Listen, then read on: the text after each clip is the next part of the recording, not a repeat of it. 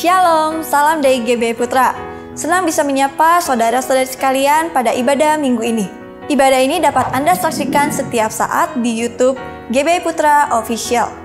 Doa malam diadakan setiap Selasa dan Jumat pukul 8 malam di Instagram @sukirno_taryadi. Bagi adik-adik sekalian, hadirilah ibadah Anchor Kids hari ini yang diadakan pukul 10.30 pagi melalui Zoom online. Untuk remaja, hadirilah ibadah Anchor Teens yang diadakan hari ini pukul 10.30 pagi melalui Zoom online. Kami tunggu kehadirannya ya. Ibadah Anchor Youth hari ini diadakan pukul 2 siang melalui Zoom online. Kami nantikan kehadirannya. Bapak, Ibu, Saudara-saudari sekalian, saya mengajak kita semua untuk memuji dan menyembah Tuhan dari rumah masing-masing saat ibadah berlangsung. Sebelum ibadah, mari kita bersatu dalam doa. Tuhan Yesus, kami saat ini berdoa dan memohon kasih karunia-Mu untuk hadir di tengah kami. Bila mana saat ini kami hendak memulai ibadah, kiranya Engkau senantiasa memberikan penyertaan dalam ibadah kami, sehingga hati kami hanya tertuju padamu. Bawa kami mengerti firman-Mu dan biarkan hati kami terbuka menerima perintah-Mu. Terima kasih Tuhan, di dalam nama-Mu kami berdoa. Amin. Selamat hari Minggu, selamat beribadah, Tuhan Yesus memberkati. Haleluya, salam jemaat GBI Putra dan jemaat GLCC yang diberkati Tuhan. Kita bersyukur kita bertemu lagi dalam kasih-Nya Tuhan. Apa kabar Bapak Ibu? Saya percaya tangan Tuhan tak pernah tinggalkan kita. Apapun yang terjadi hari-hari ini, percayalah tangan Tuhan selalu menyertai engkau. Amin. Kita berikan tepuk tangan bagi Allah yang dahsyat dan kita akan terima berkat daripada Tuhan. Amin. Siapkan hatimu, kita akan memuji dan menyembah Tuhan. Firman Tuhan berkata dalam Bilangan 6 ayat 24, 25, 26. Tuhan memberkati engkau dan melindungi engkau. Tuhan menyinari engkau dengan wajah-Nya dan memberi engkau kasih karunia. Tuhan menghadapkan wajah-Nya kepadamu dan memberi engkau damai sejahtera. Yang percaya katakan amin. Terima kasih Tuhan. Kami angkat tangan kami.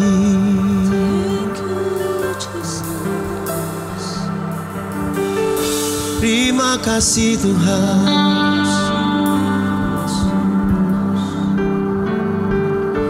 The Lord bless you and keep you. Make His face shine upon you and be gracious to you. The Lord turn His face toward you and give you peace. Say, the Lord bless you.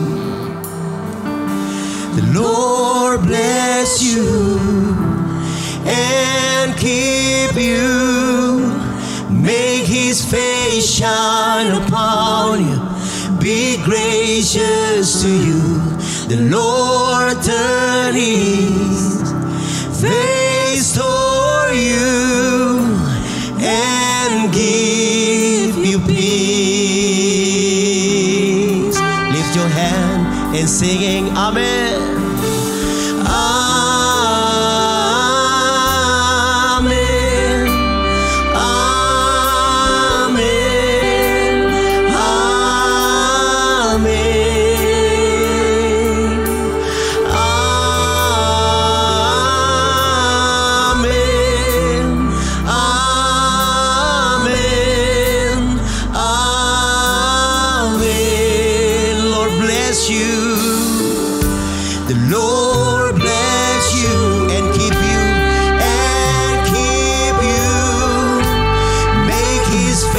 Shine upon you, be gracious to you. The Lord turn His face toward you and give you peace. Lift your hand and singing amen. Amen.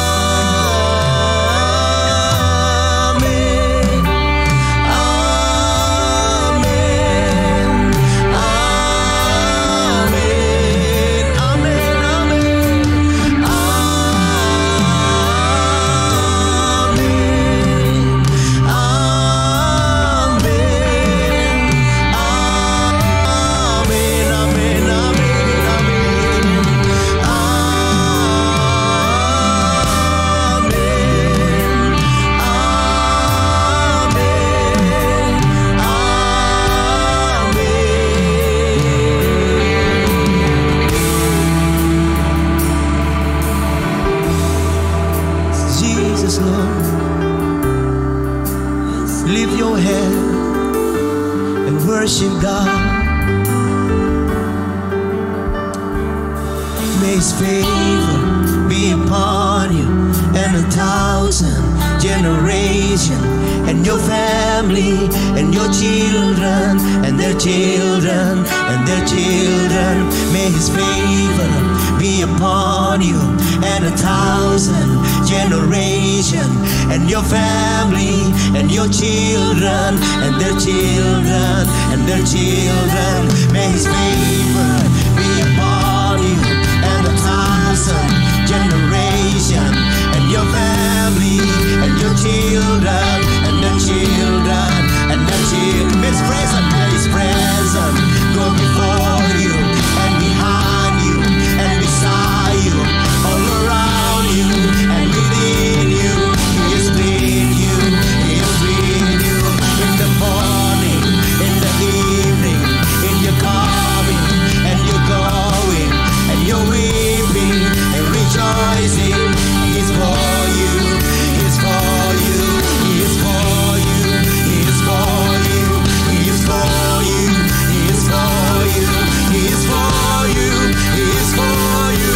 Oh, amen, amen, amen, amen, amen. Lift your head and singing amen, amen, amen.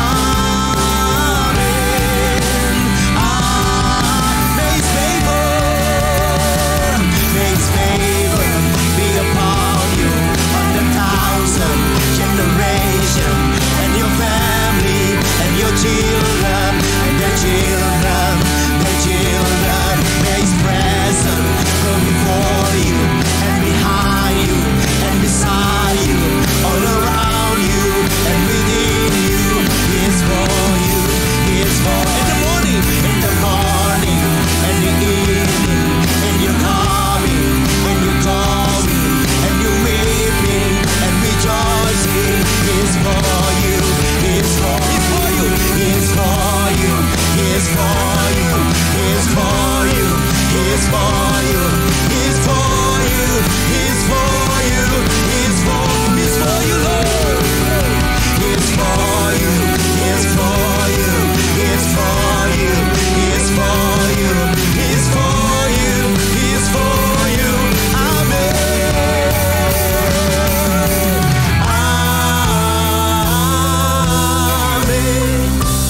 Amen. Amen. We're singing amen. Amen. Amen. I sing amen.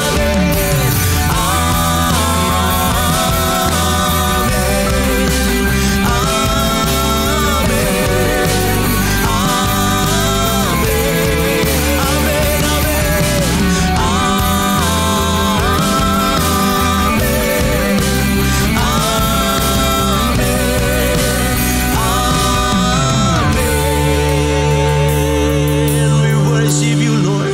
Thank you, Lord.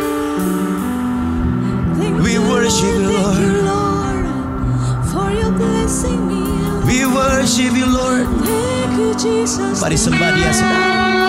Angkat suaramu, angkat I tangan. will worship you. I will worship you.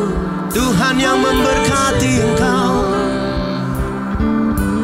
Tuhan menyinari wajahnya. Oh, Terima kasih, Yesus. Dia mencurahkan berkat-Nya atas keluargamu, atas anak-anakmu, atas cucu-cucumu. Tangannya memberkati, tangannya melindungi, tangannya tak pernah berhenti memberkati engkau. Haleluya, sembah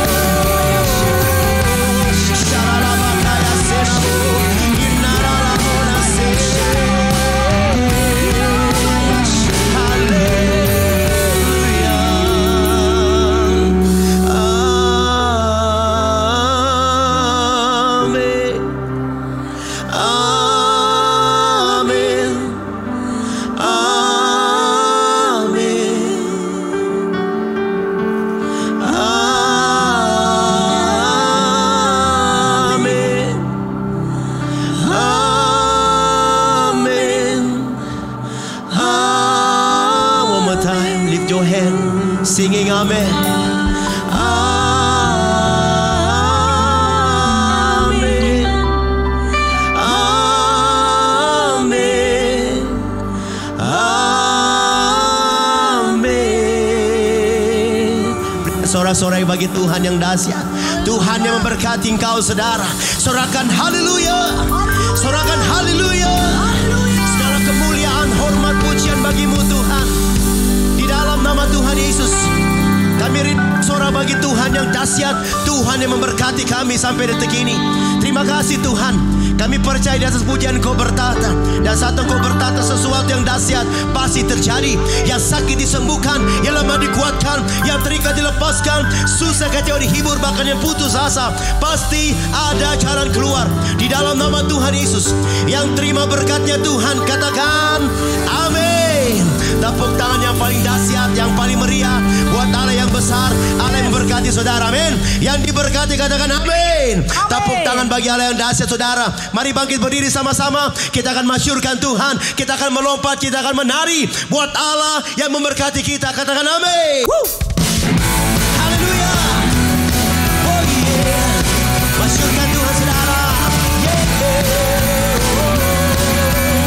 Mari jemaat Tuhan yang diberkati katakan kasih setiamu nyata bagiku, hikmat kebajikan tersedia bagiku. Sebab Allah sanggup limpahkan segalanya.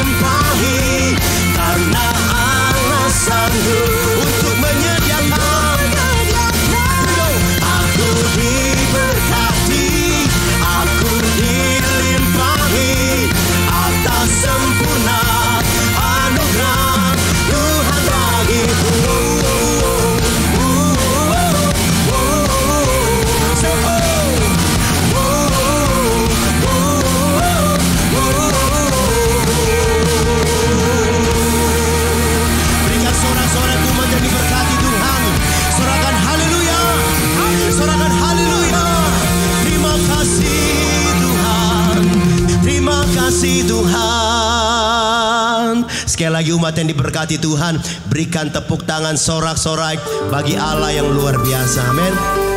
Kita akan menabur, kita akan berikan persembahan kita dengan penuh sukacita. Nanti layar TV, layar handphone Bapak Ibu ada QR code, beri dengan penuh sukacita. Nama Tuhan dipermuliakan. Kita satu dalam doa. Terima kasih buat kebaikan Tuhan, buat berkatnya Tuhan sampai detik ini. Apapun yang terjadi hari-hari ini, kami percaya tangan Tuhan tak pernah tinggalkan kami. Tangan Tuhan selalu melepaskan berkat atas kami, melindungi kami sampai detik ini. Bapa, berkati umat-Mu, usaha, bisnis, pekerjaan apapun yang mereka kerjakan hari-hari ini, tangan Tuhan memberkati. Berkat Abraham, Ishak dan Israel mengalir atas setiap umat Tuhan. Di dalam nama Yesus yang siap memberi, yang siap menabur, sama-sama katakan amin. Selalu memberi Bapak Ibu. Haleluya.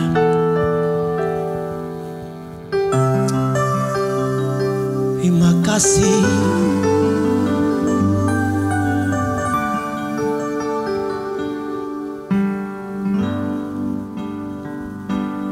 Yes, Lord. Tak kau lupakan diriku. Amin. Kau ingatku adalah debu,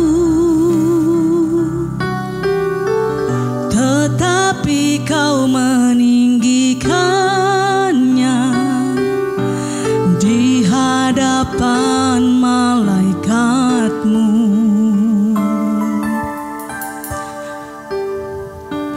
Tak kau hapuskan namaku dari kitab kehidupanmu. Kau tak malu mengakuinya. Amin. Di hadapan Bapa.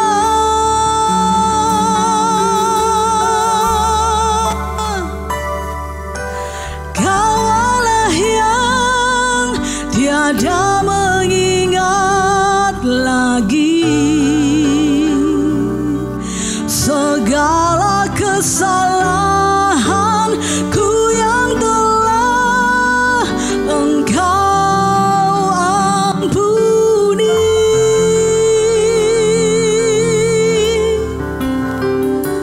Walau dosaku merah bakain kesumba, Engkau menjadikanku putih. Yes, Lord. Seputih bulu domba. Terima kasih Tuhan. Kita berikan tepuk tangan buat Tuhan, saudara. Bernyanyikan puja ini sama-sama. Haleluya. Katakan, tak kau lupakan diriku. Kau ingatku adalah debu, tetapi kau meninggikannya di hadapan malaikatmu. Tak kau hapuskan nama kami Tuhan.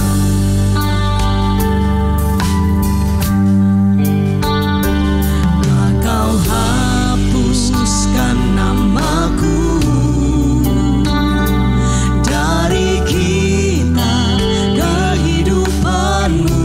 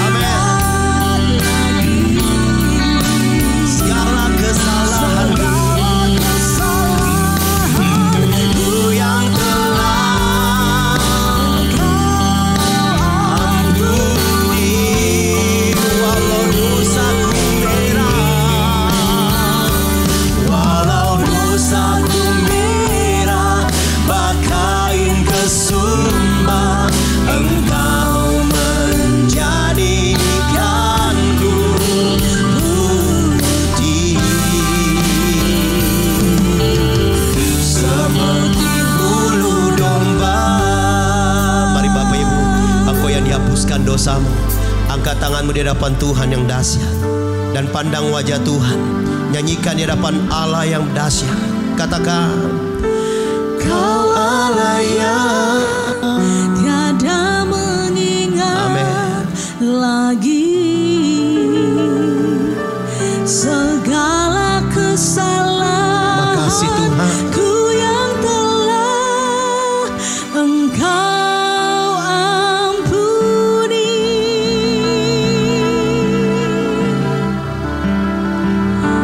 Walau dosaku merah bakain kesumba, Engkau menjadikanku putih seperti bulu domba.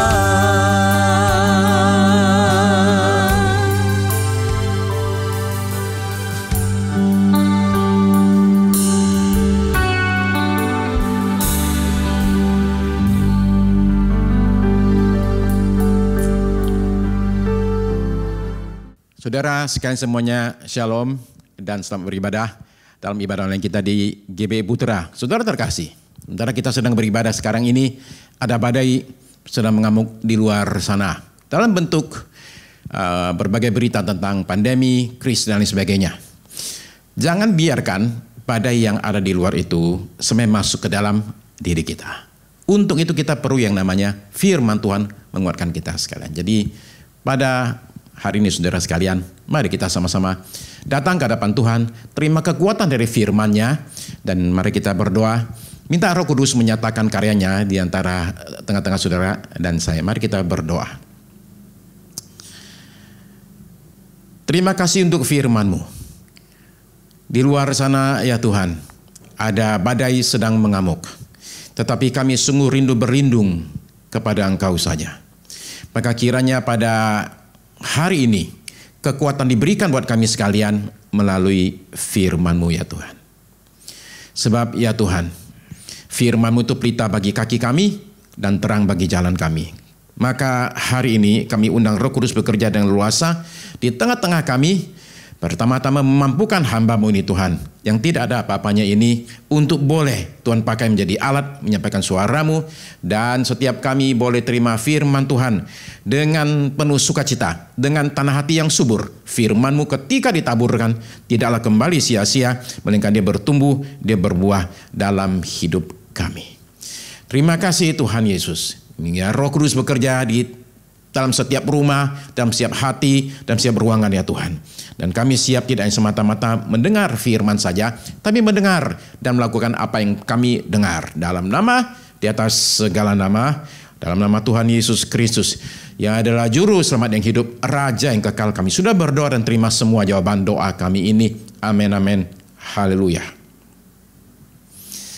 Seorang pria di Inggris bernama Peter itu hidup sendirian di satu kota kecil, satu semacam desa di Inggris. Lalu kemudian sampai dia umur kira-kira 70 tahun, kemudian dia meninggal. Karena tidak ada keluarganya, terpaksalah tetangga itu akhirnya datang dan mengurusi jenazahnya, mengurusi rumahnya, mengurusi dokumen-dokumennya. Dan ketika mereka mengurusi jenazah dan ngurusin dokumennya, mereka terkaget-kaget ketika mereka akhirnya tahu bahwa ternyata Peter ini seorang wanita yang namanya aslinya adalah Cynthia. Saudara sekalian, di Columbia Business School mereka bikin satu riset dan menemukan bahwa rata-rata setiap orang itu punya 13 rahasia dalam hidupnya. Dan 5 diantaranya tidak pernah diceritakan kepada siapapun juga, termasuk Peter tadi itu. Nah, kalau kita mau jujur sebenarnya, semua kita ini sebenarnya punya yang kalau istilah bahasa Inggrisnya itu skeleton in the cupboard. Selalu ada tengkorak di dalam lemari kita nih. Ada sesuatu yang kita sembunyikan dan kita rahasiakan, ya, yang orang lain tidak tahu.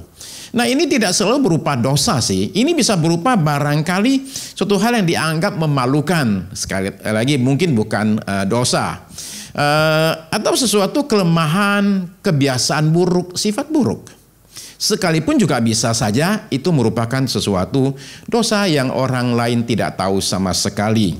Bayangkanlah perasaan saudara kalau saudara itu punya sesuatu yang saudara simpen rahasia seperti itu, dan itu sesuatu yang memalukan, dan tiba-tiba itu dibongkar di hadapan umum, dilihat oleh orang banyak. Bagaimana rasanya saudara ketika alami hal demikian? Nah, ada kisah demikian di Alkitab yang kita akan baca pada hari ini. Nah, jangan lupa saudara sekalian, Alkitab saudara disiapkan, kita akan membaca dari Alkitab cetak, ya. Yohanes pasal 8 ayat yang ke 1 sampai ayat yang ke 11. Kita baca, ya. Tetapi Yesus pergi ke Bukit Zaitun. Pagi-pagi benar ia berada lagi di bait Allah, dan seluruh rakyat datang kepadanya. Ia duduk dan mengajar mereka. Ayat 3. Maka ahli-ahli Taurat dan orang-orang Farisi membawa kepadanya seorang perempuan yang kedapatan berbuat zina. Mereka menempatkan perempuan itu di tengah-tengah. Ayat 4 lalu berkata kepada Yesus, Rabi, perempuan ini tertangkap basah ketika ia sedang berbuat zina. Ayat 5. Musa dalam hukum Taurat memerintahkan kita untuk melempari perempuan-perempuan yang demikian. Apakah pendapatmu tentang hal itu? Ayat 6. Mereka mengatakan hal itu untuk mencobai dia supaya mereka memperoleh sesuatu untuk menyalahkannya. Tetapi Yesus membungkuk lalu menulis dengan jarinya di tanah. Dan ketika mereka terus-menerus bertanya kepadanya, ia pun bangkit berdiri lalu berkata kepada mereka, barang siapa di antara kamu tidak berdosa, hendaklah ia yang pertama melemparkan batu kepada perempuan itu. Lalu ia membungkuk pula dan menulis di tanah. Ayat 9. Tetapi setelah mereka mendengar perkataan itu, pergilah mereka seorang demi seorang, mulai dari yang tertua. Akhirnya tinggallah Yesus seorang diri dengan perempuan itu yang tetap di tempatnya. Lalu Yesus bangkit berdiri dan berkata kepadanya, hai perempuan, di manakah mereka? Tidak adakah seorang yang menghukum kau? Ayat 11 jawabnya, tidak ada Tuhan. Lalu kata Yesus, aku pun tidak menghukum kau. Pergilah dan jangan berbuat dosa lagi mulai dari sekarang. Nah, saudara terkasih, seorang wanita dimasukkan ke dalam satu lubang sehingga hanya kelihatan kepalanya saja. Dia dikepung oleh massa yang teriak-teriak dalam keadaan kalap. Lalu kemudian massa ini pria semua, kemudian mulai ambil batu dan melempari kepala perempuan tersebut. Sampai wanita ini dari semula nangis karena kesakitan dilempar batu, sampai kemudian suaranya nggak ada lagi. Kenapa? Meninggal. Nah, ini bukan kejadian 2000 tahun lalu. Ini kejadian 7 tahun lalu di satu tempat di Asia Tengah. Wanita ini ketahuan kabur, lari bersama seorang pria lain, dan kemudian mereka ditangkap, ketahuan, kemudian dihukum dengan hukum perzinahan, dan akhirnya dilempar batu sampai mati. Ya. Videonya beredar, saudara sekalian, viral istilah kita, ya. Lalu saudara bertanya begini, ini wanitanya dilempar batu sampai mati nih. Terus si prianya diapain? Si prianya itu cuma dihukum cambuk beberapa kali, kemudian dilepas. Itu saja, ya. Jadi kalau saudara tadi kita membaca kisah wanita di Yohanes 8 ini, kita jangan kepikiran ini hanya cerita yang terjadi 2000 tahun yang lalu. Sama sekali tidak. Sampai zaman sekarang pun yang demikian masih terus terjadi. Sebab selama ribuan tahun, demikianlah beberapa budaya itu menyelesaikan masalah perzinahan, yaitu lempar batu sampai mati. Tapi yang dilempar, perhatikan, yang dilempar batu sampai mati itu, dihukum mati itu bukannya dua-duanya yang berlaku lakukan perzinahan, tapi hanya satu saja, yang wanita. Prianya itu biasanya dilepas. Begitu juga dengan cerita yang kita baca ini nih. Nah, yang namanya perzinahan pasti dua orang dong, tidak mungkin sendirian, ya. Yang mana prianya ini nih, kondisinya itu tidak dijelaskan sama sekali. Sementara kalau kita membaca hukum Musa itu jelas sekali. Bila seorang laki-laki berzina dengan istri orang lain, yaitu yang berzina dengan istri sesamanya manusia, pastilah keduanya dihukum mati. Itu kata Musa. Pastilah keduanya dihukum mati. Ditambahin lagi nih, baik laki-laki maupun perempuan yang berzina itu. Jadi jelas sekali harusnya dua-duanya nih. Tapi di kasus di Yohanes 8 ini, prianya itu tidak kelihatan sama sekali. Nah memang zaman sekarang yang namanya perzinahan itu sudah di berbagai tempat sudah dianggap hal yang biasa lah. Ya, para menteri New Zealand, Jacinda namanya, itu mestinya rencana menikah beberapa bulan yang lalu. Ya, sudah diatur semuanya, tapi batal. Kenapa batal? Karena kena lockdown. Jadi sebagai pemimpin dia juga mengatakan saya mesti kasih contoh, saya juga tunda pernikahan saya lah. Ya, tapi ibu perdana menteri ini, nyonya ini, itu sudah punya anak dari calon suaminya. Ya. Jadi menurut Alkitab dia hidup dalam perzinahan. Itu seorang pemimpin negara ya. Tapi rakyatnya ya biasa aja terima itu sebagai hal yang biasa. Jadi di berbagai tempat, terutama negara-negara barat, ini sesuatu yang sudah biasa, umum lah. Ya, tidak dianggap lagi sebagai suatu dosa. Nah kisah yang kita baca ini, Yohanes 8 ini, adalah kisah yang membuat pusing para ahli teologi. Di beberapa manuskrip Alkitab yang tua, kisah ini tidak ada atau dicatat di bagian yang lain. Tapi tidak ada yang menyangkal bahwa kisah ini memang terjadi dan Yesus itu menghadapi hal demikian. Kisah ini membuat pusing karena ada kesan seolah-olah Tuhan Yesus itu demikiannya lembeknya terhadap dosa. Ada seolah-olah kesan Tuhan Yesus itu membiarkan dosa. Dosa itu dilakukan setelah itu selesai sudah. Ya enggak diapa-apain. Aku pun tidak menghukum engkau. Kesannya demikian. Nah mari kita lihat apakah demikian. Ya. Coba kita perhatikan dulu ya. Kita akan ulang baca ayat yang ke-6 ya. Di Yohanes 8 ayat yang ke-6. Kita akan baca ulang sekali lagi. Mereka mengatakan hal itu untuk mencobai dia, supaya mereka memperoleh sesuatu untuk menyalahkannya. Jadi kasus ini dibawa ke Tuhan Yesus, sebenarnya bukan untuk dicari penyelesaiannya nih. Tapi ini adalah upaya untuk menjerat dia, mencari-cari kesalahannya untuk dipermasalahkan. Nah, tadi saya katakan hukum Musa itu memang mengatakan bahwa kalau seseorang itu berzina, dia mesti dihukum mati. Nah di dalam Yudaisme, ya kepercayaannya orang-orang Yahudi, itu ada 3 kejahatan yang dianggap kejahatan besar, yaitu 1 adalah penyembahan berhala, 2 adalah pembunuhan, 3 adalah perzinahan. Nah ada kitabnya orang Yahudi namanya Mishnah, kumpulan hukum dan tradisi mereka itu mengatakan bahwa hukuman mati untuk perzinahan adalah dicekik. Dan bahkan dikasih lagi langkah terperinci bagaimana mencekiknya. Jadi kalau ada orang tertangkap bahwa dia berselingkuh, maka caranya begini. Si pelaku perzinahan ini itu dibawa ke tengah-tengah kampung, tengah kota. Kemudian dibikinlah satu kotak. Kotak itu kemudian untuk si orang ini berdiri. Terus kemudian diisi dengan kotoran sapi, okay? Sampai setinggi 1 meter kotoran sapinya itu. Setelah tinggi 1 meter demikian, itu kotak itu menjadi peti matinya orang itu. Ya, jadi dia suruh diri di situ. Kemudian 2 orang memakai 2 macam kain atau semacam handuk kain lah ya. Yang dalamnya itu ya kain yang halus, dalamnya itu kain yang kasar. Okay? Nah yang halus ini kenapa di dalam? Supaya kalau dicekek tidak ada bekas.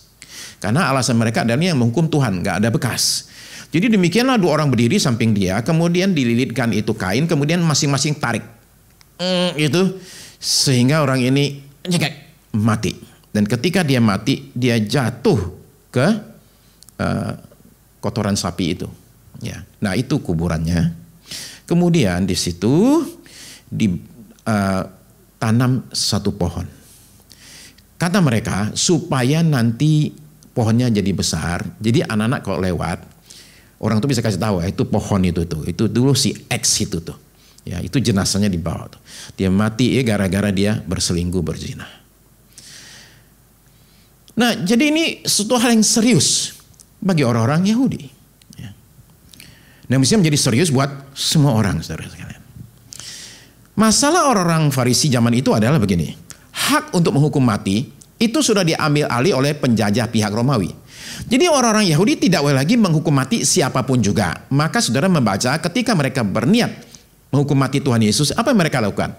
Mereka mesti cari pemerintah. Datang ke gubernur namanya Pontius Pilatus. Dan kemudian minta ini orang tolong dihukum mati. Karena mereka sudah tidak berhak. Ya. Jadi ketika mereka datang kepada Tuhan Yesus dan membawa wanita ini, mereka menjebak dia dengan cara begini.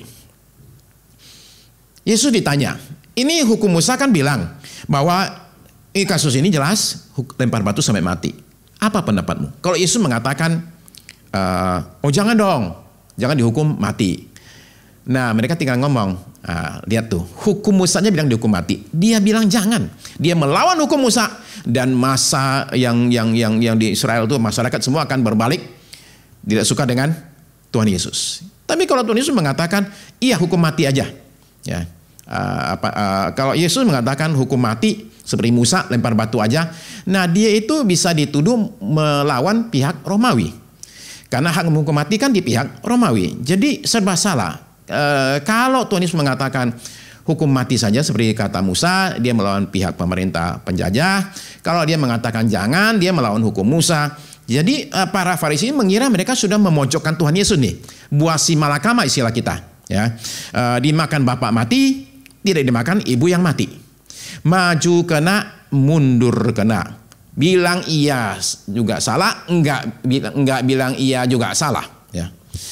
Nah, cara Yesus menangani hal ini sangat amat luar biasa mencengangkan. Mereka terus mendesak dengan pertanyaan ini wanita mesti diapakan? Dan kata Alkitab, Tuhan Yesus menulis di tanah. Dan seolah-olah tidak peduli dengan pertanyaan mereka. Apa yang Yesus tulis? Nah ini menjadi bahan spekulasi, permainan tebak-tebakan favoritnya para pengkhotbah. Okay. Apa kira-kira yang dia tulis? Karena nggak ada yang tahu, malah akhirnya menjadi tebak-tebakannya jadi makin kemana-mana tuh. Oh ada yang bilang demikian, agak alkitabiah. Oh Tuhan Yesus sedang menulis 10 perintah Allah, gitu ya. Ada yang bilang, oh dia sedang menuliskan daftar dosa mereka. Oke. Okay. Ada yang bilang dia lagi nulis daftar selingkuhannya mereka. Ya, yang pertama melihat nama di situ, lagi tulis nama. Namanya siapa? Yesayawati. Yesayawati siapa ya? Ada satu orang langsung nunduk, langsung mau pulang. Dipanggil sama teman-temannya, jangan kemana? Mau kemana? Kenapa? Emang kenal sama Yesayawati? Iya, itu selingkuhan saya. Oke, baca lagi daftar nama kedua. Daftar nama kedua, oke, dilihat lagi Nehemiawati, oke, Nehemiawati. Yang satu juga mau kabur, ditanya lagi, kenapa Nehemiawati? Oke, teman selingkuh saya. Demikianlah katanya, demikianlah termasuk Yeremiawati, macam-macam lah, oke. Ya, itu namanya tebak-tebakan, oke. Ya, tidak ada yang tahu apa yang Tuhan Yesus tulis di situ, ya. Nah, mereka mendesak dia sampai ayat 7 itu mencatat demikian. Ketika mereka terus-menerus bertanya kepadanya, ia pun bangkit berdiri lalu berkata kepada mereka, siapa saja di antara kamu tidak berdosa, hendaklah ia yang pertama melemparkan batu kepada perempuan itu. Hanya satu kalimat, satu komentar, sudah cukup untuk menundukkan massa yang beringas itu. Satu persatu putar badan. Dimulai dari yang paling tua. Karena yang paling tua dosanya biasanya paling banyak. Nah, kisah ini memberikan kepada kita dua pelajaran penting.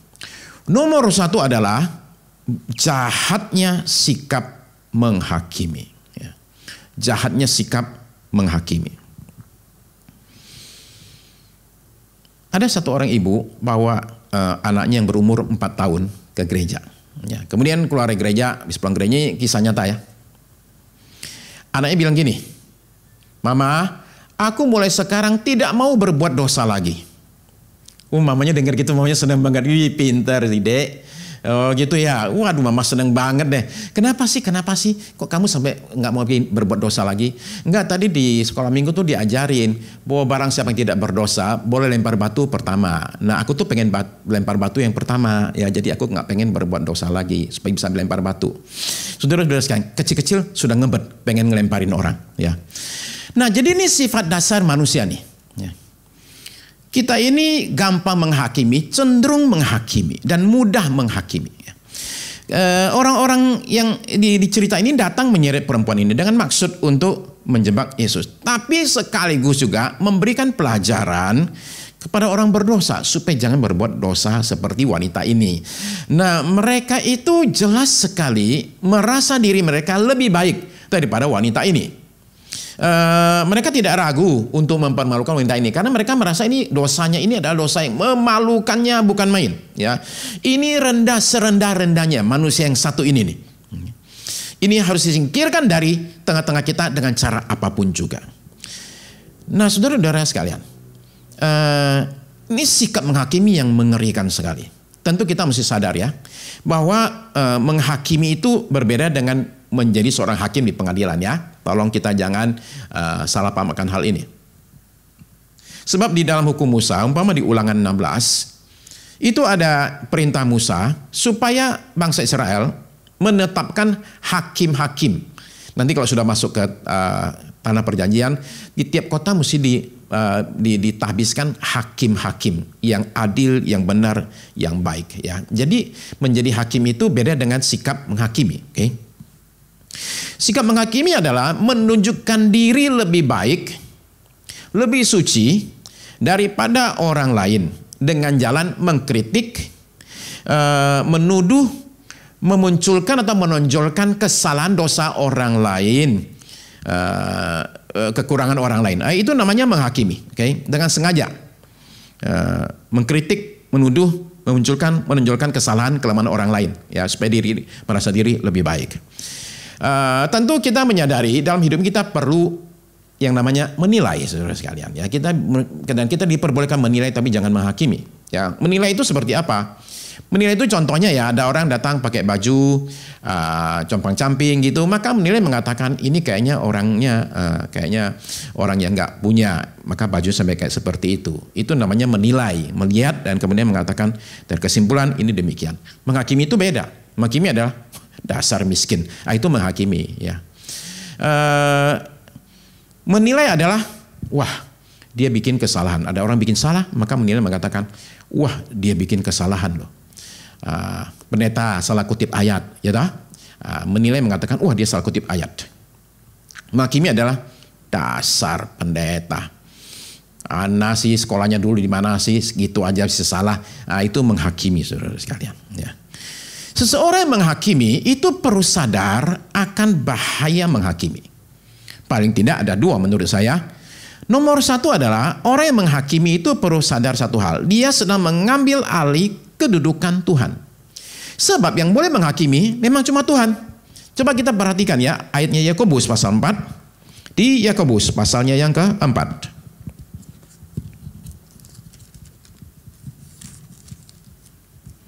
Ayat yang ke-12. Yakobus pasal yang ke-4 ayat 12. Hanya ada satu pembuat hukum dan hakim, yaitu Dia yang berkuasa menyelamatkan dan membinasakan. Tetapi siapakah engkau sehingga engkau mau menghakimi samamu manusia? Ini ayat jelas sekali, nggak bisa dibantah.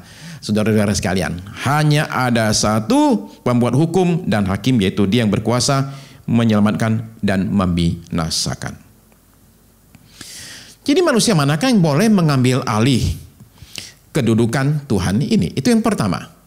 Bahayanya menghakimi. Satu, ya, mengambil alih kedudukan Tuhan. Yang kedua, orang menghakimi itu perlu sadar dia sendiri saja berbuat salah dan akan dihakimi. Dia juga punya kesalahan. Saya bacakan ayatnya Roma pasal yang kedua. Roma pasal yang kedua, ayatnya adalah ayat yang pertama. Roma pasal 2, ayat 1. Karena itu hai manusia, siapapun juga engkau yang menghakimi orang lain, engkau sendiri tidak bebas dari salah. Sebab dalam menghakimi orang lain, engkau menghakimi dirimu sendiri, karena engkau yang menghakimi orang lain melakukan hal-hal yang sama.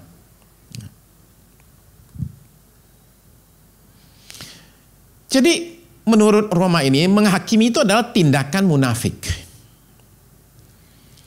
Jadi ketika seorang mau menghakimi, dia perlu sadar akan satu hal, bahwa dia sendiri itu ada salah dan suatu hari dia sendiri akan dihakimi. Masalah kita ini adalah, kita ini seringkali jago banget, peka sekali kalau lihat salahnya orang, salahnya sendiri nggak kelihatan. Maka ini catatan daripada Amsal 16 ayat yang kedua. Amsal 16 ayat yang kedua itu berkata demikian. Amsal pasal yang ke-16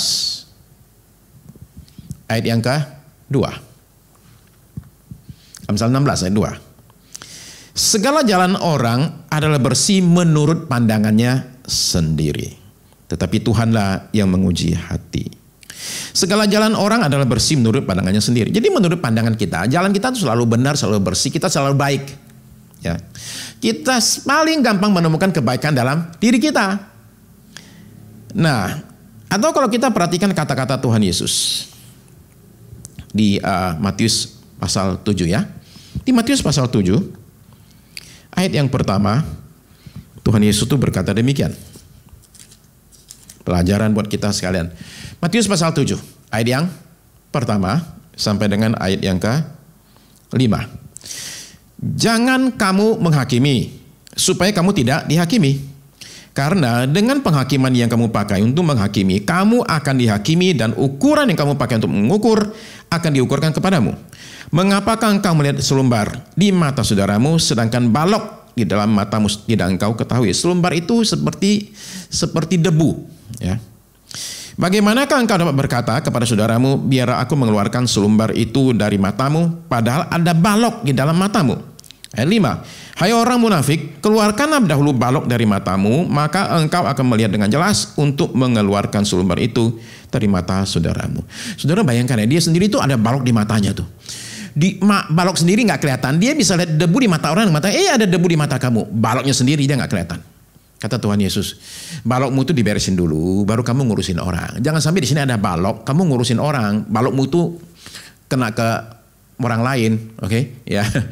Nah, saudara sekalian, kita ini semua ini orang berdosa. Kalau istilah saya itu, kita semua ini nggak ada yang lurus 100%. Semua kita itu bengkok, ya, ada bengkoknya. Cuman masalahnya gini, ada orang bengkoknya itu kelihatan banget. Ada yang bengkoknya itu nggak terlalu kelihatan, tersembunyi. Ada yang bengkoknya dikit, ada yang banyak, ada yang bengkoknya di luar, ada yang bengkoknya di dalam. Tapi semuanya bengkok. Ya. Masalahnya adalah bengkoknya saya dengan bengkoknya saudara itu beda. Saya bengkok di bagian mana, saudara bengkok di bagian yang lain. Dan problemnya adalah di bagian di mana saudara bengkok, saya justru lurus. Jadi bisa bikin saya menertawakan saudara. Saya bisa bilang begini, lihat tuh pinggangmu itu bengkok. Padahal bau saya sendiri lebih bengkok lagi. Tapi saya cuma fokus di pinggangmu, pinggangnya itu ya jelek banget sendiri padahal begini, oke? Ya.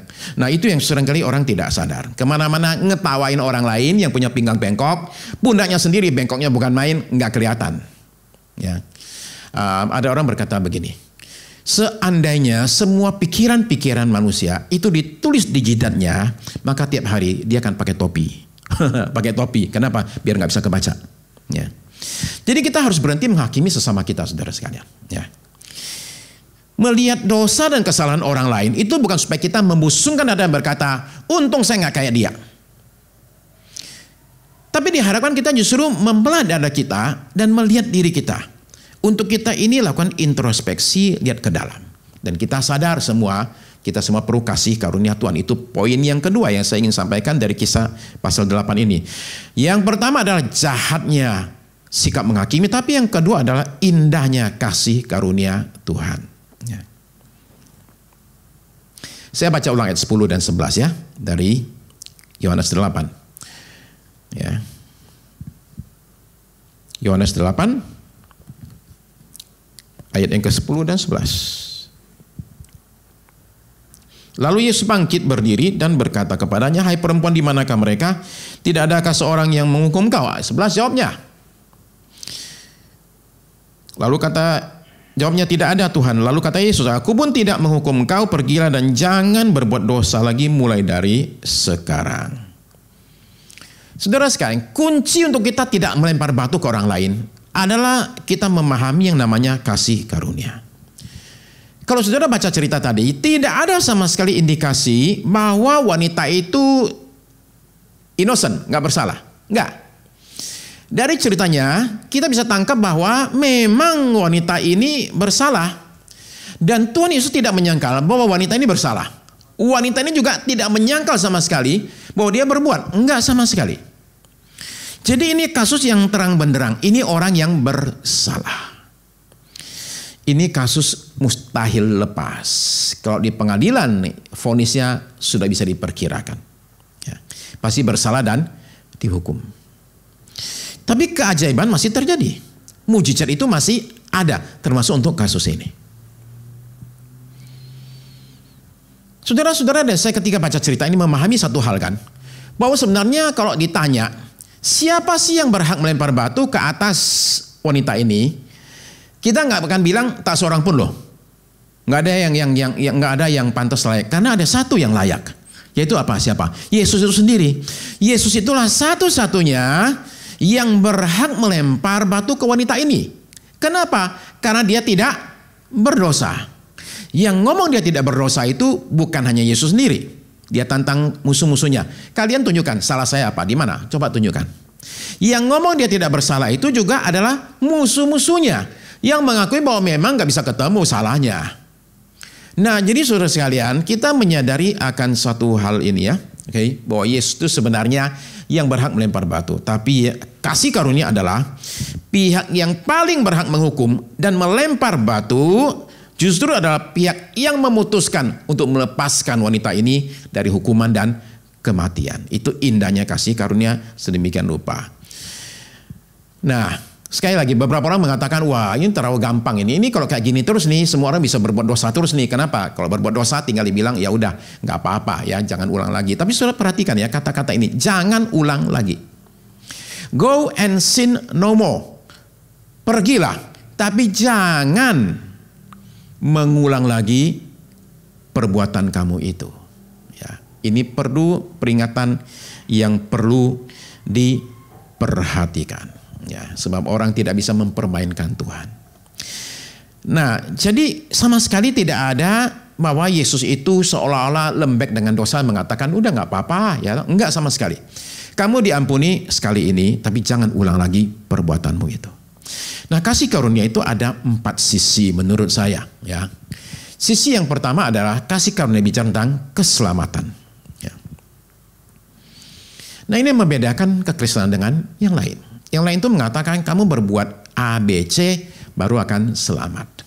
Kristen mengatakan tidak bisa. Kamu selamat itu karena kasih karunia. Ya. Kamu terima dengan iman percaya. Setelah itu baru kamu lakukan langkah A, B, C. Bukan karena demi supaya selamat, tapi karena kamu sudah selamat. Motifnya terbalik sama sekali. Jadi pertama adalah yang namanya keselamatan. Ya. Saudara perhatikan maling di samping Tuhan Yesus. Ya. Tidak berbuat apa-apa, hanya percaya saja, diberikan jaminan sorga oleh Tuhan. Yang kedua adalah kasih karunia itu sisi keduanya adalah pengampunan. Nah, dalam keselamatan itu ada unsur pengampunan dosa memang, tapi pengampunan dosa tidak hanya satu kali saja ketika kita berikan hidup kita kepada Yesus ke dalam pertobatan kita, ya. Tapi setiap kali kita berbuat dosa, kita bisa datang kepada Bapa kita, ya. Dan mengakui dosa kita dan kita akan diampuni. Ketika Tuhan Yesus itu ditanya oleh Petrus, saya mesti ampuni saudara saya berapa kali? 7 kali. Tuhan mengatakan tidak 7 kali, 70 kali 7 kali. Ya, itu untuk satu kesalahan. Kita menyadari bahwa kita ini adalah manusia yang tidak sempurna. Ya, hari ini kita berbuat dosa, kita minta ampun kepada Tuhan. Bukan jaminan seterusnya bahwa kita tidak akan jatuh dalam dosa lagi. Ya, bisa kita di kemudian hari jatuh 1 kali. Mudah-mudahan sih tidak, tapi daging kita selalu akan berusaha untuk mengajak kita berbuat dosa lagi. Ya. Yang ketiga adalah kekuatan. Ya. Kasih karunia itu menguatkan kita ketika kita lagi lemah. Rasul Paulus itu mengalami yang namanya duri dalam daging. Dan kemudian dia doa minta Tuhan angkat duri dalam daging itu. Kata Tuhan tidak. Doamu itu aku dengar dan aku jawab. Jawabannya adalah tidak. Ya. Jadi itu dibiarkan. ya, supaya dia jangan menjadi tinggi hati atau sombong. Tapi Paulus mengatakan bahwa justru katanya aku ini bermegah ya di dalam kelemahanku. Kasih karunia Tuhan cukup bagi aku. Jadi kelemahannya itu ditutupi oleh kasih karunia Tuhan. Ya. Jadi kadang-kadang orang bertanya kepada barangkali temannya lagi masalah berat dan ditanya, kok kamu kuat? Biasanya temannya jawab gini, ya dijalanin aja. Nah sekarang jawabnya beda, ya karena kasih karunia Tuhan. Okay. Sisi kasih karunia yang keempat adalah yaitu pemakaian. Yaitu bagaimana orang-orang yang sebenarnya tidak pantas untuk dipakai Tuhan, ternyata dipakai oleh Tuhan juga. Ya. Orang-orang seperti Paulus mengatakan bahwa aku ini paling hina di antara semua rasul, paling berdosa. Dan karena kasih karunia, aku ini dipakai oleh Tuhan. Diselamatkan dan dipakai oleh Tuhan. Jadi satu hal yang luar biasa adalah bagaimana Tuhan memakai orang-orang yang sebenarnya menurut pandangan manusia tidak pantas untuk dipakai, apalagi dalam pandangan Tuhan. Tapi kasih karunia Tuhan itu demikian luar biasanya sehingga seorang itu diselamatkan, ketika jatuh dalam dosa diampuni, dia diberi kekuatan dalam kelemahannya dan kemudian dipakai oleh Tuhan. Itu adalah indahnya yang namanya grace, kasih karunia. Orang-orang yang tidak pantas menerimanya. Ya. Tapi yang kedua adalah orang-orang yang melakukan hal tertentu sehingga mereka itu tidak pantas, ya. Nggak berbuat apa-apa, ya. Tidak layak mendapatkannya, bahkan lakukan tindakan tertentu yang semestinya membuat mereka itu jadi nggak pantas mendapatkannya. Itu adalah indahnya kasih karunia Tuhan yang sangat amat luar biasa. Nah, mari kita berhenti sebentar dan merenungkan hal ini. Karena dari sini, saudara dan saya itu bisa memahami kenapa kasih karunia itu adalah sesuatu yang sangat revolusioner, yang bikin kaget dan seringkali susah diterima oleh manusia. Sebab buat kita, orang berbuat salah, jalan cuma satu. Dia mesti dihukum. Tetapi Yesus itu mengambil alih hukuman kita semua di kayu salib. Supaya kita yang mestinya dihukum, tidak jadi dihukum, saudara sekalian. Dan kasih karunia Allah itu sedemikian luar biasanya, mengalahkan kekuatan dosa dalam hidup kita. Ya. Ini satu bentuk cinta kasih yang sangat amat radikal.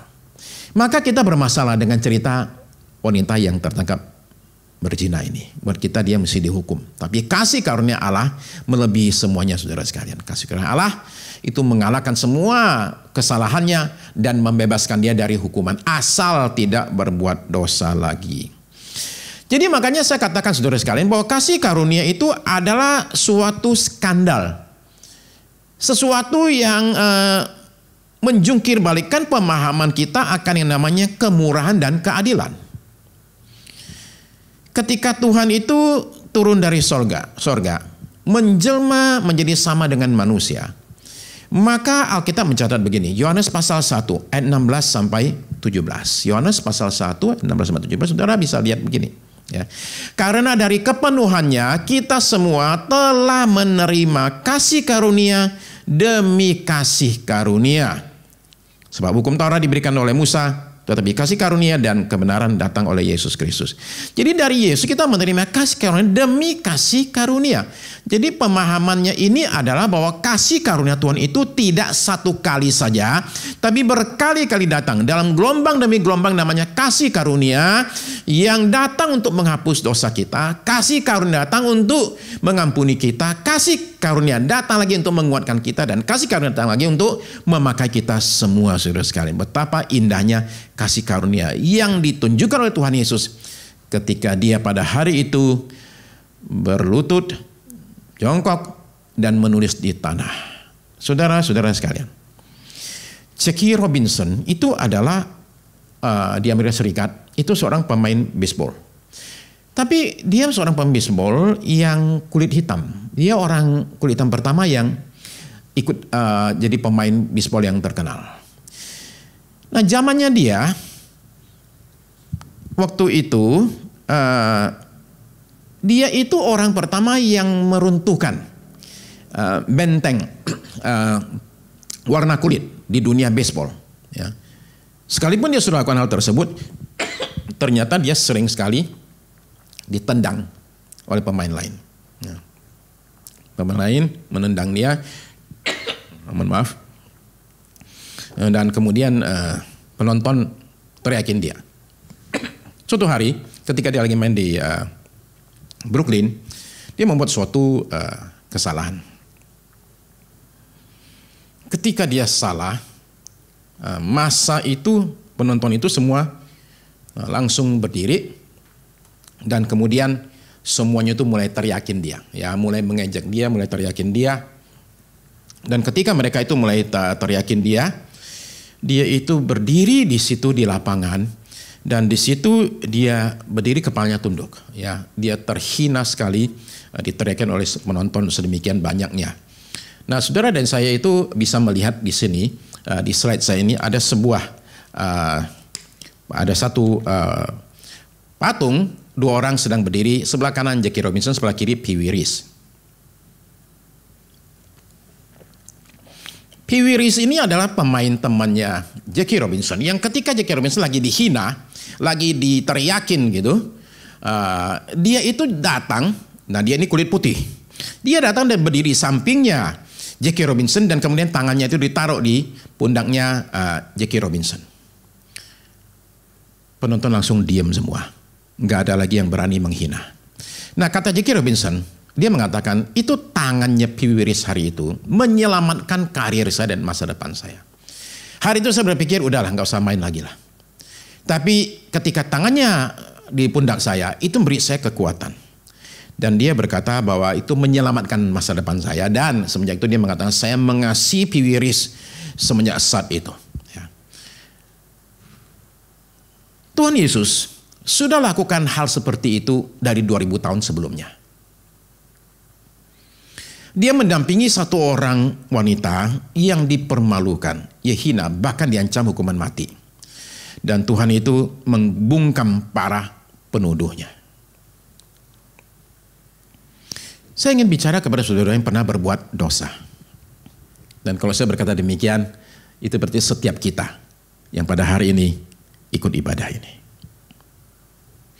Saya ingin bicara kepada saudara-saudara yang pernah berbuat salah dan pernah berbuat dosa. Setiap orang yang ikut ibadah ini termasuk saya yang sedang bicara. Saya ingin bicara kepada saudara yang pernah dihakimi oleh orang lain, pernah dihina oleh orang lain, pernah dipermalukan oleh orang lain. Saya bicara kepada saudara yang sering dihakimi, bukan oleh orang lain, tapi oleh dirimu sendiri. Bagi saudara yang merasa saudara sudah melakukan dosa yang tak terampuni, atau saudara yang pernah minta ampun dan tidak pernah diampuni, saya mau ajak saudara datang kepada sumber kasih karunia, kepada Yesus Kristus, Juru Selamat kita semua. Saya mau ajak saudara datang kepada Dia, karena dari Dialah sumber kasih karunia demi kasih karunia. Saya ajak saudara untuk terima pada hari ini pengampunan dari Tuhan kita. Saudara izinkan untuk kasih Allah itu mengalir atas dirimu. Untuk kasih Allah dinyatakan atas diri saudara dan saya. Semua kita orang berdosa, orang bersalah. Mari kita datang kepada Juru Selamat kita, saudara sekalian, pada Yesus Kristus, Sang sumber kasih karunia. Datang kepada Dia, saudara sekalian, dengan segenap kerendahan hati kita, dalam keadaan kehancuran kita, dalam keadaan kebingungan kita, saudara sekalian, dalam keadaan ketertolakan kita. Mari kita datang kepada Yesus, Dia yang penuh dengan kasih karunia, yang akan menyatakan, mengalirkan kasih karunia-Nya, grace, atas saudara dan saya. Untuk kita bisa datang pada hari ini. Datang ke bawah kaki salib, saudara sekalian. Dan kita serahkan hidup kita kepada Dia. Dan terima pengampunan yang datang daripada Dia. Tuhan Yesus mengampuni saudara dan saya. Dan tidak menghukum kita lagi. Hanya satu Dia minta kepada kita, jangan ulangi lagi. Jadi saudara sekalian, mari datang kepada Yesus bersama dengan saya. Saya ajak kita semua, kalau saudara merasa sayalah orang yang disebut tadi itu, saya ajak saudara bangkit diri dan kita akan berdoa. Tidak ada yang perlu malu ketika datang kepada Yesus. Tidak ada yang perlu malu untuk mengakui bahwa kita orang berdosa. Karena semua kita orang berdosa. Jadi apapun kesalahan saudara, dosa saudara. Apapun juga penghinaan saudara terima dalam hidup ini. Apapun kecaman tuduhan yang dilemparkan kepada saudara sekalian pada saat ini. Saudara terkasih, kita bawa kepada Yesus dan biarkan Dia yang menghandle semua ini. Tapi saudara, saya perlu datang kepada Dia dan serahkan diri kita, hidup kita kepada Dia dan terimalah pengampunannya. Tuhan Yesus, perhatikanlah Tuhan. Setiap orang yang pada saat ini berdiri. Tuhan tahu siapa orangnya, di rumahnya, di mana. Hamba-Mu ini memohonkan pada saat ini, zaman Tuhan terjadi atas setiap saudara-saudariku ini. Di dalam nama Tuhan Yesus Kristus. Tuhan, hamba mintakan saat ini Tuhan. Alirkanlah kasih karunia-Mu. Alirkanlah kesembuhan-Mu Tuhan. Alirkanlah pemulihan-Mu Tuhan. Atas kami sekalian. Kiranya darah-Mu yang suci itu membasuh kami semua. Sehingga kami dibersihkan. Dibasuh oleh darah yang berharga itu. Dosa-dosa kami diampuni semua ya Tuhan. Kesalahan kami tidak diingat-ingat lagi, dihapuskan semua. Kekonyolan kami, kenajisan kami itu semua pada hari ini dilunturkan. Darah-Mu itu menyucikan kami sekalian bersih sebersih-bersihnya di dalam nama Yesus. Terima kasih Tuhan, bersih sebersih-bersihnya. Masa lalu kami dihapuskan pada saat ini dan kami terima sepenuhnya kasih karunia-Mu Tuhan. Pengampunan Tuhan, pembasuhan Tuhan dinyatakan atas kami. Pengampunan dosa semua Tuhan. Kekuatan kami terima Tuhan Yesus. Bahkan Tuhan bisa pakai kami. Tapi sekarang ya Tuhan Yesus, nyatakan pengampunan-Mu, nyatakan pembasuhan-Mu atas kami sekalian. Terima kasih Tuhan Yesus. Terima kasih Tuhan. Kami terima pengampunan dosa dari Tuhan. Mulai saat ini kami orang-orang yang oleh kasih karunia diampuni oleh Tuhan. Tuhan, kami berdamai dengan diri kami dan berdamai dengan Engkau sebagai pencipta kami. Terima kasih Tuhan, dan waktunya tiba Tuhan boleh perdamaikan kami dengan orang-orang yang menuduh kami, orang-orang yang menghina kami. Tuhan perdamaikan. Terima kasih Tuhan Yesus. Terima kasih Tuhan. Pada hari ini kami bersama-sama memohonkan juga kesembuhan bagi bangsa negara kami. Kesembuhan bagi setiap orang yang sakit, baik sakitnya COVID ataupun non-COVID. Kiranya Tuhan Engkau menyatakan kesembuhan-Mu, pemulihan-Mu. Kuasa yang ajaib mengalir. Sehingga ya Tuhan, kami semua disembuhkan satu persatu di dalam nama Yesus. Tidak hanya sakit COVID, tapi sakit non-COVID, sakit apapun juga. Kiranya Tuhan, aliran kesembuhan dari sorga dinyatakan atas kami sekalian di dalam nama Yesus. Kuasa salib-Mu bekerja, bilur-bilur Yesus menyembuhkan kami. Terima kasih Tuhan Yesus. Terima kasih Tuhan. Terima kasih Tuhan Yesus, nyatakan terus Tuhan, berkat Tuhan. Kesembuhan tidak hanya bagi badan kami, bagi jiwa kami, bagi roh kami. Kesembuhan bagi rumah tangga kami, bagi pekerjaan kami, bisnis kami, bagi karir kami, bagi sekolah kami. Kesembuhan juga bagi masa depan kami. Kesembuhan bagi hubungan kami ya Tuhan. Terima kasih Tuhan Yesus. Nyatakan Tuhan berkat-Mu lebih jauh atas kami. Payung daripada Tuhan menaungi kami. Pagar dari Tuhan membentengi kami. Menjauhkan kami dari segala niat jahat manusia. Dari segala serangan kuasa kegelapan. Tuhan melindungi kami dan menyertai kami. Tuhan memberkati kami dan menguatkan kami. Kasih karunia Tuhan berlimpah-limpah dalam hidup kami. Terima kasih Tuhan buat semuanya ini. Kiranya juga berkat dinyatakan atas saudara-saudariku yang sudah bekerja keras. Melayani sehingga hari ini ibadah bisa ditayangkan di YouTube ini Tuhan dan di berbagai tempat. Terima kasih Tuhan buat semuanya ini, berkat dilimpahkan atas saudara-saudariku ini. Terima kasih juga buat mereka yang berulang tahun juga, lepaskanlah berkat Tuhan atas kami sekalian. Terima kasih Tuhan Yesus buat anugerah-Mu sekali lagi, dan sekarang kami akan berpisah satu dengan yang lain. Kiranya ya Tuhan berkat-Mu Engkau limpahkan juga atas kami sekalian sekali lagi. Terima kasih saudara terkasih dalam Tuhan Yesus. Ibadah kita pada hari ini sudah selesai. Mari kita berpisah satu dengan yang lain dengan membawa berkat berlimpah dari Allah Bapa kita di sorga, kasih karunia dari Tuhan kita Yesus Kristus, bimbingan pertolongan, penyertaan Roh Kudus dari sekarang ini sampai Maranatha, Tuhan kita kembali kali yang kedua. Amin. Amin.